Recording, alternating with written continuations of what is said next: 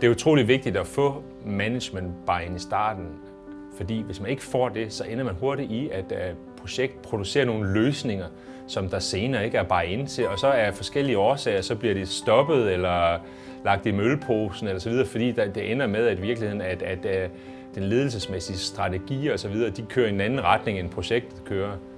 Så derfor er det vigtigt at have ledelsens buy-in fra starten, ikke kun fra starten, men også løbende undervejs. Det vil sige, at det er ikke noget, der sker hver anden måned i det store hjørnekontor med de polerede, bonede gulve og sådan nogle ting.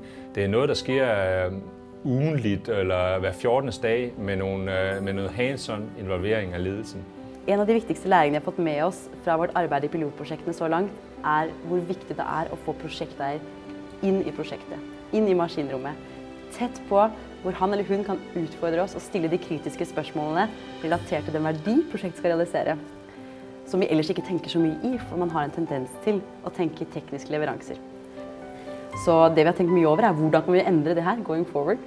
Hvordan kan vi sikre at faktisk prosjekteren kommer seg ned i maskinrommet og tar tak i prosjektet og tar del i dialogen og utfordrer oss.